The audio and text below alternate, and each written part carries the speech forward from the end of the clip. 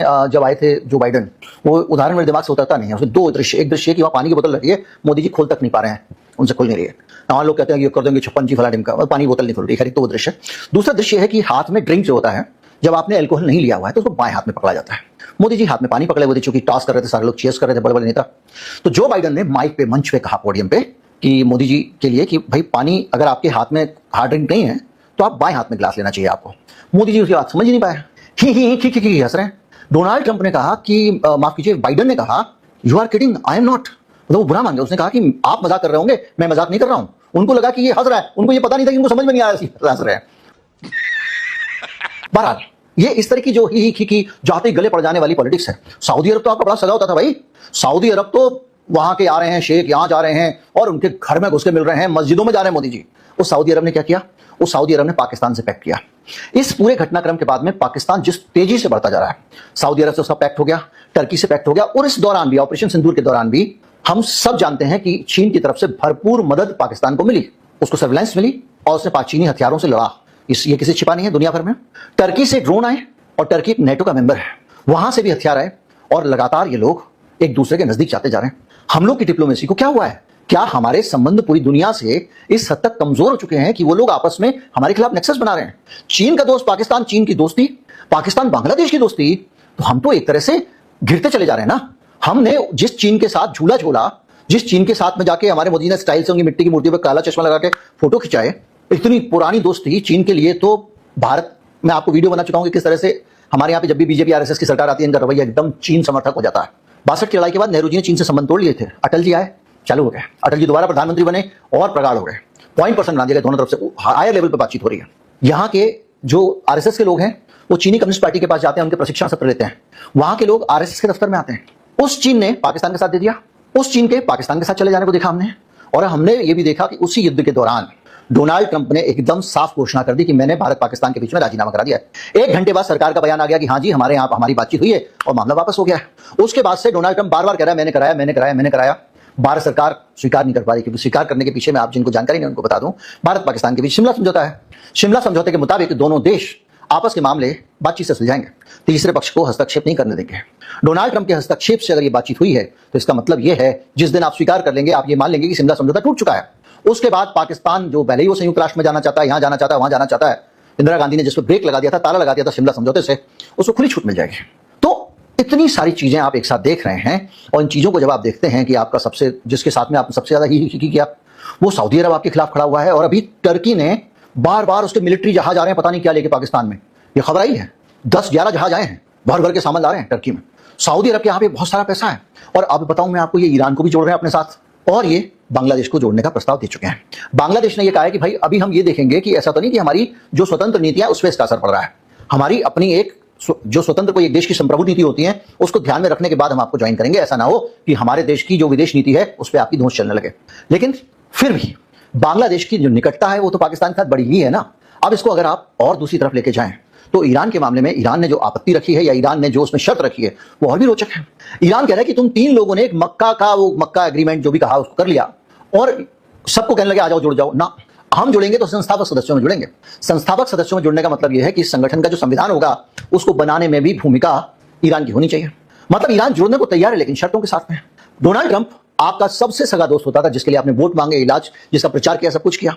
उस Donald Trump ने मुनीर को बुलाया, लंच पे बिठा के खाना खिलाया, सब कुछ किया। और उसी डोनाल्ड ट्रंप से जब हम मिलने जाते हैं तो अपने कर्मचारी को बाहर लेने भेजता है, भारत जैसे देश के प्रधानमंत्री को। बाकी सबको लेने खुद बाहर आता है।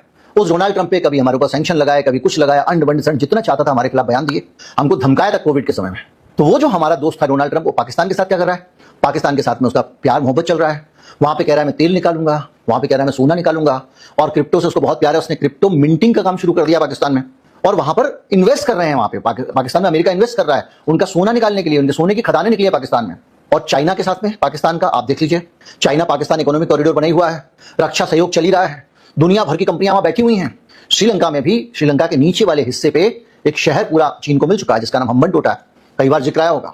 वहां से बैठ के वो ठस्से से भारत की निगरानी करता है। हमारे जितने सैटेलाइट में उपग्रह जाते हैं उन सब पे वहां से नजर रखता है। बीच में तो उसने अपना एक टोही, जिसको जहाज कहते हैं, जासूसी जहाज भी लाके खड़ा कर दिया था। फिर हमने विरोध किया तो उसने ले जाके मालदीव के पास खड़ा कर दिया। मालदीव के साथ भी हमने संबंध कैसे खराब कर लिए थे, याद कीजिए। और बाद में भारत के खिलाफ अभियान चला और भारत की सेना वहां पर रहती थी, उसको वापस आना पड़ा। तो वो भी हमारा देखा जाए तो समुद्र के पार का पड़ोसी है। तो एक पूरी जो स्थिति बन रही है वो ये बन रही है कि भारत ने लगातार बहुत ज्यादा जो हमारा एज था, जो बहुत ज्यादा डिप्लोमेसी में हमारी एक बेहतर स्थिति थी, जिसको हम कहते हैं सुपर पावर। ऐसी थोड़ी हम छोटी मोटी सुपर पावर अपने आप को मानते थे, रीजनल पावर। हम ऐसी रीजनल पावर बने कि हमारे यहां पर युद्धाभ्यास करने वाले जहाज को हमारी समुद्री सीमा के पास उड़ा दिया ईरान के, हिंद महासागर के रखवाले माने जाते हैं, और हमारे पास हो गया। तो कुल मिला के अब जब सिचुएशन आ रही है, अब बांग्लादेश में भी पाकिस्तान घुस रहा है और बांग्लादेश उस नेटो का हिस्सा बन जाता है, तो आप सोचिए कितनी खतरनाक और कॉम्प्लिकेटेड सिचुएशन होगी। जहाज आ रहे हैं, विमान आ रहे हैं, उधर चीन के साथ समझौता हो गया है, चीन उसके कुछ इलाकों को डेवलप कर रहा है। एक ऐसी तस्वीर बन रही है जिसमें हम कहीं नहीं दिख रहे हैं। हमने कहीं कुछ ऐसा कर लिया हो, कुछ दोस्त हासिल कर लिए हो, कोई प्रेशर ग्रुप हासिल कर लिया, ऐसा कहीं नहीं दिख रहा है। हमारा एक रूस था, उसको भी हमने दूर कर दिया, वो कई बार पाकिस्तान के पास जाने लगा। हमारे पास केवल एक रिश्ता बचता है जो बनवाया एप्स्टीन ने, वो नेतन्याहू का रिश्ता है।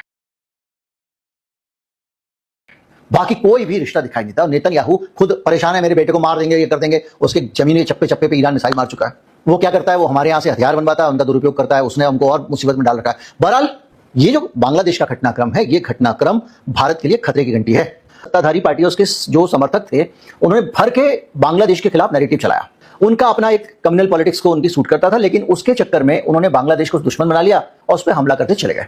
शेख हसीना को आपने शरण दी, ठीक है, लेकिन उनका इंटरनल मामला था, पर शेख हसीना को आपने शरण दी, वो आज भी आपके यहां पे है।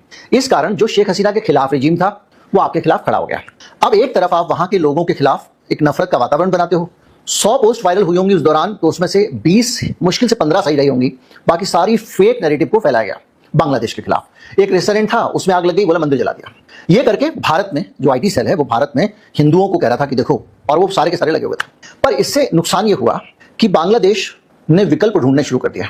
जिस भारत के भरोसे वो हमेशा रहता था, विकल्प ढूंढने शुरू कर दिया। अगर वहां करा रहा था, दर्द था, तकलीफ थी, शेख हसीना को पहले तो शरण देना अपने आप में, उनके इंटरनल जो पॉलिटिक्स हो रही है उसमें एक पक्ष के साथ खड़ा हो जाना हो गया। ऊपर से हमने लगातार उनके ऊपर हमले किए। हमारा मीडिया हमेशा उनके खिलाफ रहा और उनके जो एडवाइजर बनाए थे, उनके भी खिलाफ एक नैरेटिव बनाता रहा। इसका असर यह हुआ कि उन्होंने बहुत सारी जगहों पर अप्रोच करना शुरू कर दिया। चीन के साथ में उनके बहुत सारे संबंध अच्छे बने, लेकिन आज हम चूंकि विषय दूसरा है, पाकिस्तान वाला है, तो पाकिस्तान के साथ भी 15 साल बाद द्विपक्षीय वार्ता शुरू होती है बांग्लादेश की। दोनों देश के विदेश सचिवों की बैठक हुई। 15 साल में ऐसा कभी नहीं हुआ था। पाकिस्तान के उप प्रधानमंत्री और विदेश मंत्री इशाक डार ने बांग्लादेश का दौरा किया। 1 दशक से ज्यादा समय से कोई पाकिस्तानी बांग्लादेश की यात्रा करने नहीं गया था, और इसके बाद से लगातार दोनों के बीच में टेलीफोन और दूसरी बातचीत जारी है। आप इसको डिप्लोमेसी के टर्म में समझिए। बार बार लगातार बातचीत होने का मतलब यह है कि एक दूसरे के मुद्दों को लोग समझ रहे हैं, एक दूसरे को कन्वे कर रहे हैं।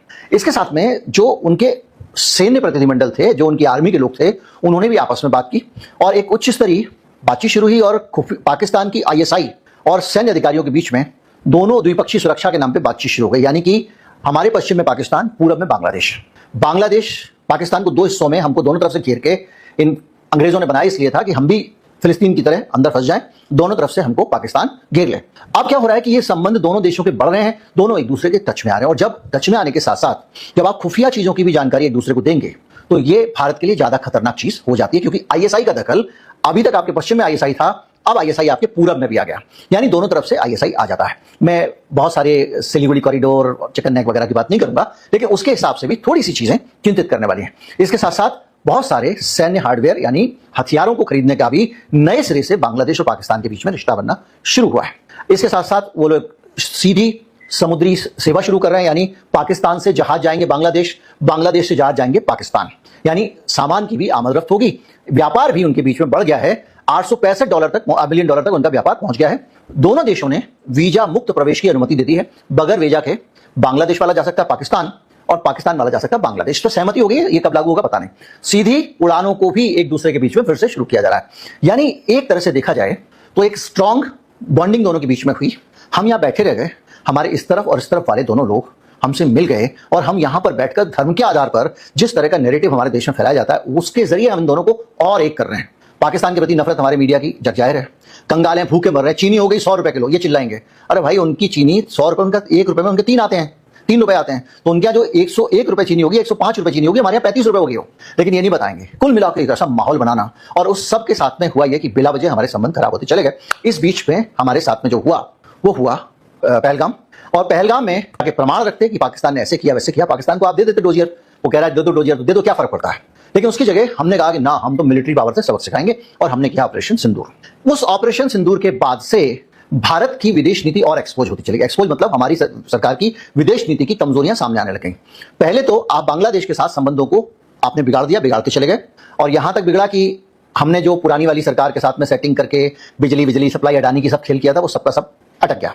अब विदेश नीति में भी हमने लूज कर दिया। एक ऐसा पड़ोसी जो बहुत क्रूशियल पॉइंट पे बैठा हुआ है, जो चीन के पास भी जा सकता है तो हमको नुकसान, और पाकिस्तान के साथ उसने संबंध बढ़ा लिया तब भी हमको नुकसान। हमारा पुराना दोस्त जिसका जन्म हमारे कारण हुआ, वो हमसे दूर जाता चला गया। अब आपने जब ऑपरेशन सिंदूर किया, उसके बाद में आपने पूरी दुनिया में देखा कि पाकिस्तान ने किस तेजी से अपने आप को मजबूत किया। आप बांग्लादेश को अगर एक तरफ रख के थोड़ी देर चलें तो आप ये सोचिए कि पाकिस्तान ने अपनी पावर कितनी कमा ली, हमारे दोनों तरफ उसके दोस्त हो गए, इधर भी उधर भी। आप एक गाना गाते रहते हो कि हमने जो है बलूचिस्तान में हमने ये वो, उन बलूचिस्तान के जो लोग हैं जो क्रांतिकारी होंगे आपके लिए या आतंकवादी होंगे पाकिस्तान के लिए, वो बहुत ज्यादा वहां की तस्वीर बदलने वाले नहीं है। उन्होंने सरकार की घोषणा कर दी है। तो एक लंबा संघर्ष है जो आपको बहुत कुछ पे करने वाला नहीं है, और उस संघर्ष को आप जितना सपोर्ट करते हो, ईरान आपसे दूर जाता है, क्योंकि बलूच विद्रोही अगर पाकिस्तान के अंदर है तो ईरान के अंदर भी है।